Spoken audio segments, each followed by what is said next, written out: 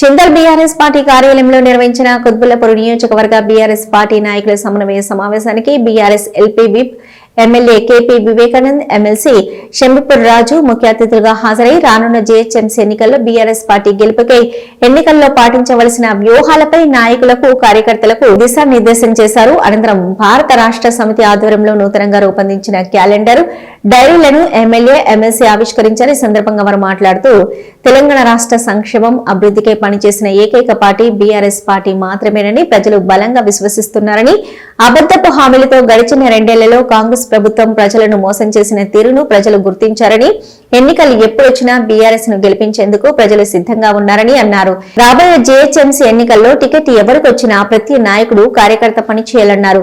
ఎన్నికల్లో కేవలం BRS party, KCR ని మాత్రమే దృష్టిలో ఉంచుకొని ప్రచారం నిర్వహించాలని, ఎందుకంటే మన పార్టీ నాయకులు, కార్యకర్తలు పార్టీ గెలుపుకై కష్టపడి పనిచేసినప్పుడే అభ్యర్థి గెలుపు సాధ్యమన్నారు.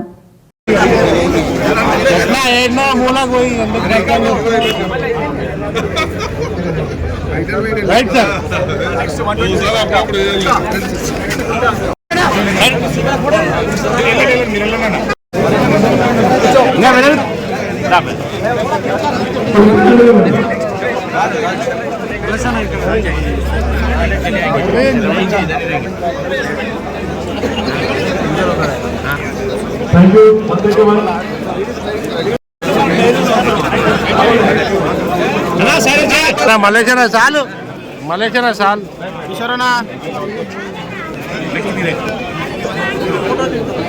రైట్ సార్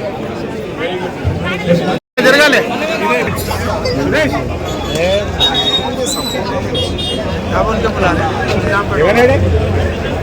రైట్ సార్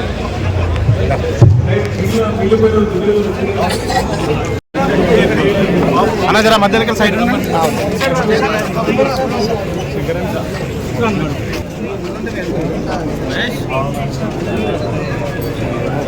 ఇంకా లేపుతాం.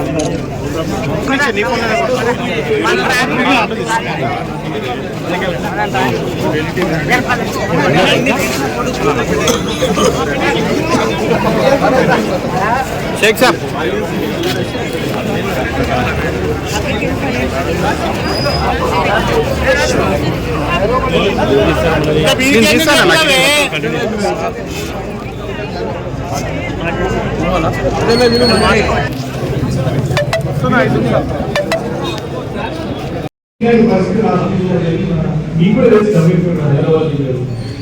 కాబట్టి మానవులు కూడా పాత్ర ప్రభుత్వ వైఫల్యాలను ఎప్పటికప్పుడు చేయాల్సిన అవసరం బాధ్యత మనకు చేయాల్సిన ధర్నాలు, తప్పు ధర్నాలు అవి చేసి టైం చేస్తాం. కానీ పూసిన చూస్తాం, పూసిన మనం చేయడం మనం పూసిన తోతిరెంటే తుండికి ఎత్తుకోవడం, తోతిరేయడం మేము వాళ్ళు అధికారం ముందే ఇష్టపడి చేస్తామనుకున్నామండి.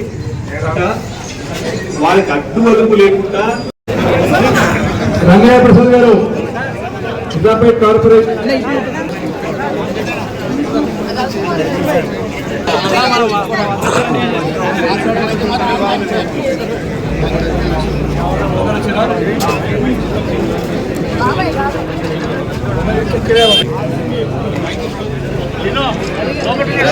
Right sir. నమస్కారం, అందరికీ స్వాగతం, సుస్వాగతం. ముందుగా అందరికీ నూతన సంవత్సర సంక్రాంతి శుభాకాంక్షలు హృదయపూర్వకంగా తెలియజేస్తా ఉన్నాను. పెట్టుకొని రాష్ట్ర కార్యాలయం నుంచి వచ్చినటువంటి ఈ క్యాండిడేట్స్ ని మన నాయకుడికి అందరూ కూడా మనం పంచుకుంటా ఉంటాం. మరి ఆ ఒక సందర్భంలో అందరూ కలుసుకుంటామనే ఉద్దేశంతోనే సమావేశం ఏర్పాటు చేసుకునే సంగతి మీ అందరికీ తీసుకొస్తూ, మరి సోదరులారా మీ అందరికీ తెలుసు, గత 2 సంవత్సరాలుగా ఏ రకమైనటువంటి పరిపాలన రాష్ట్రంలో కొనసాగుతుందో మనమే చూస్తా ఉన్నాం. ఈ రకంగా రాష్ట్రాన్ని భ్రష్టు పట్టించినదో మనమే చూస్తూ ఉన్నాం, మన అనుభవంలో ఉన్నది. 10 సంవత్సరాలు బీఆర్ఎస్ హాయంలో కేసీఆర్ గారి నాయకత్వంలో జరిగినటువంటి పరిపాలన, అభివృద్ధి ఫలాలు, సంక్షేమ ఫలాలు ప్రజలకు ఏ రకంగా, ఇప్పుడు ఏ రకంగా 12 సంవత్సరాలుగా ఈ రేవంత్ రెడ్డి సర్కార్, కాంగ్రెస్ సర్కార్ చేస్తున్నటువంటి మరి బస్సు పరిపాలన, దిగజారిన రాజకీయాలు అన్ని కూడా మనం కళ్ళారా చూస్తా ఉన్నాం, అనుభవంలో ఉంది. వాస్తవానికి 10 సంవత్సరాల్లో చక్కగా అభివృద్ధి కార్యక్రమాలు చేశాం, ఎన్నో పనులు చేశాం, అనేక కార్యక్రమాలు చేశాం, ప్రజలు మనల్ని పొందగలిగినాం. మనం చూసాం హైదరాబాద్ నగరంలో అన్ని సీట్లు కూడా బీఆర్ఎస్ పార్టీ కైవసం చేసుకోవడం కాక తెలంగాణ రాష్ట్రంలోనే హైయెస్ట్ మెజారిటీ ఇష్టం అంటే అది మన కేసీఆర్ గారి యొక్క నాయకత్వం, కేటీఆర్ గారి యొక్క సహాయ సహకారాలతో ఏ రకంగా డెవలప్మెంట్ మనం దూసుకుపోయామో మనకు చూసిన అనుభవం ఉంది.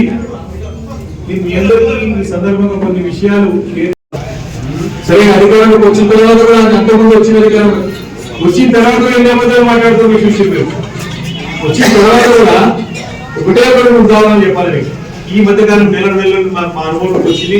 మీ విధానాలు వచ్చి సినిమా కొత్త సినిమాలకు రేట్లు పెంచబోను.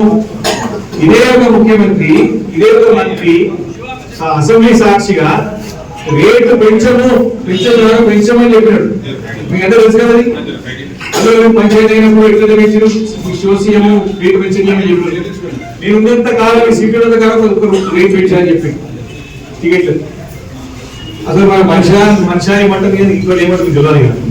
లేకపోతే మనిషి కాదంటాం మీరు చెప్పాలి. దాన్ని ఇమీడియట్ గా ఇచ్చినారు.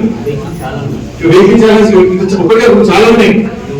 రేట్ ఏ రకంగా అంటే ముఖ్యమంత్రి అయిన తర్వాత చెప్తున్నా, అయిన తర్వాత స్థానంలో కూర్చొని ఏ రకంగా చెప్పి సీట్లు పెంచండి మళ్ళా దాన్ని ఉపయోగించడం వల్ల ఉదాహరణ సందర్భంలో మేము అసెంబ్లీలో బైకాట్ చేశాం. అక్కడ ఎమ్మెల్సీగా కౌన్సిలర్ ఆయన ఎందుకంటే పచ్చబద్దలు ఆడుతున్నాడు, మరి దాడి చేస్తున్నాడు, మోసం చేసాడు, అబద్ధాలు ఆడుతున్నాడు, తిరుగుతున్నాడు, సాగు కోరుతున్నాడు. అందుకంటే అంటే ఘోరమైనటువంటి రాజకీయాలు ఎప్పుడు కనివినటువంటి పరిస్థితి ఏంటంటే చావు కోరుకుంటాడు. మంచి మీద సావాలి పోతాడు, శత్రువులు మనం. అలాంటిది నేను స్పీకర్ పెట్టుకొని మేము ముఖ్యమంత్రి గారిని ఎవరంటే బైక్ చేయమని చెప్తే అందరూ బైకాట్ చేస్తున్నాం. అయితే విషయం మీకు గమనించాలి, ఇక్కడే అసెంబ్లీ స్టార్ట్ అయింది. మీరు ఇష్టం వచ్చిన మంత్రులు మాట్లాడుతూ ఉంటే ఇక్కడ అసెంబ్లీ స్పీకర్ కానీ కౌన్సిలర్ చైర్మన్ లేదా ఇప్పుడు మనం ప్రయోగించగలం, మన సొంత పని కాదు. క్లియర్ గా ప్రభుత్వాన్ని శాసనపది అధిపతులే దాన్ని కమెంట్ చేస్తుందంటే ఘోరమైన పరిస్థితిని రాస్తున్నాం. అంటే అందరూ కూడా నేను అంశాలపడి ఎప్పటికప్పుడు గమనికలు పెట్టి అభ్యర్థులు పెట్టుకొని మీ కార్యకర్తలు తెలియజేసి మీ సోషల్ మీడియా కార్యక్రమాలు చెప్పినవి మీ సోషల్ మీడియాలో మీ ప్లాట్ఫామ్స్ లో మీకున్నటువంటి ఫేస్బుక్ కానీ ఇన్స్టాగ్రామ్